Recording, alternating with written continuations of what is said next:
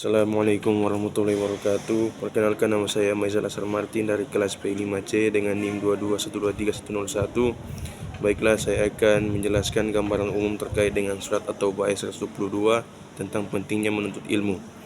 Nah, surat At-Taubah surat ke-9 dalam Al-Quran yang terdiri dari 129 ayat dan dikenal sebagai surah Madaniyah.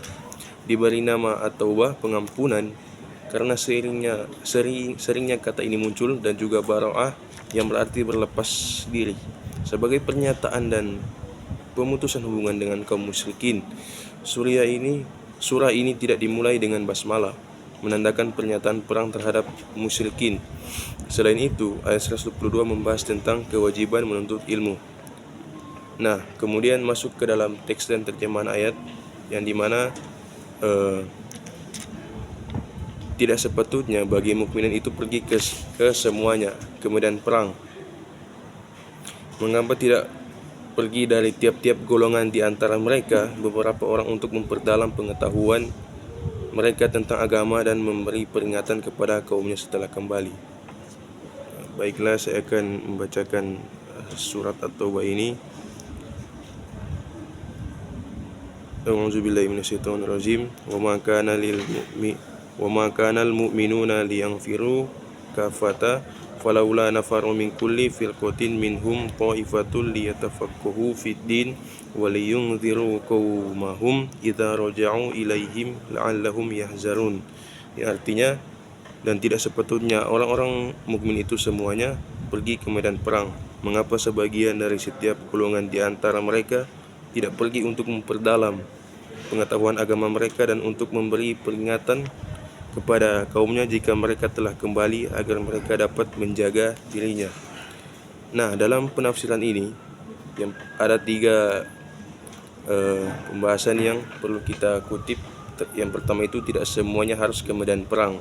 Dalam konteks ayat ini, Allah menjelaskan bahwa tidak semua umat Islam perlu berangkat ke medan perang pada saat yang sama. Ini penting perlu kita ketahui karena kehadiran sebagian umat yang tinggal di komunitas dapat memastikan bahwa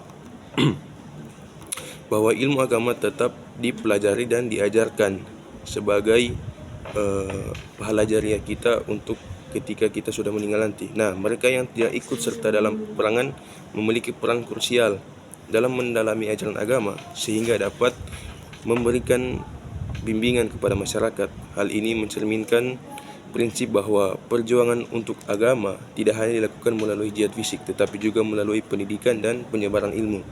Kemudian yang kedua adalah tafaqquh fiddin. Nah, konsep tafaqquh fiddin ini menekankan pentingnya mendalami ilmu agama. Mempelajari agama tidak hanya bertujuan untuk meningkatkan pemahaman individu, tetapi juga untuk mempersiapkan mereka yang belajar agar mampu mengajarkan orang lain setelah kembali dari jihad. Kemudian ilmu agama yang kuat memungkinkan seseorang untuk memahami dan mengaplikasikan ajaran Islam dengan benar, serta menjawab tantangan-tantangan yang dihadapi umat. Dengan demikian, mereka yang belajar menjadi agen perubahan dan penyebar kebaikan dalam masyarakat. Kemudian yang terakhir, misi dakwah dan tarbiyah. Nah, misi orang-orang yang telah belajar agama adalah untuk memberi peringatan dan bimbingan kepada kaumnya. Mereka tidak hanya belajar untuk kepentingan pribadi, tetapi memiliki tanggung jawab sosial untuk menyebarkan pengetahuan yang diperoleh. Dengan memahami ajaran agama, mereka dapat mendidik masyarakat tentang nilai-nilai Islam, mencegah penyimpangan, dan memberikan nasihat yang bermanfaat. Misi ini menciptakan sebuah jaringan pembelajaran dan pengajaran yang berkelanjutan dalam masyarakat, memastikan bahwa ajaran Islam dipahami dan diimplementasikan dengan baik dalam kehidupan sehari-hari. Nah, dengan penjelasan tambahan ini diharapkan bahwa kita dapat lebih memahami pentingnya ketiga poin tersebut ini dalam konteks pendidikan dan pengembangan masyarakat dalam Islam. Nah, kandungan ayat tersebut memiliki beberapa aspek. Nah, yang pertama itu tidak semua muslim pergi ke medan perang agar ada yang dapat mempelajari ilmu dan bisa menerapkannya ke generasi selanjutnya. Kemudian mempelajari ilmu agama penting untuk mengajarkan kepada orang lain. Ilmu agama itu harus disebarkan untuk maslahat banyak orang.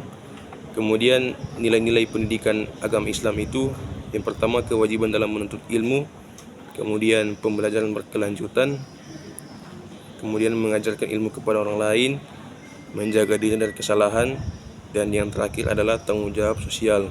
Dengan penerapan nilai-nilai ini, umat Islam diharapkan dapat memperbaiki diri dan memberikan manfaat bagi orang lain. Sekian dari saya. Mohon maaf bila ada kata-kata yang salah, karena kesempurnaan hanya milik Allah.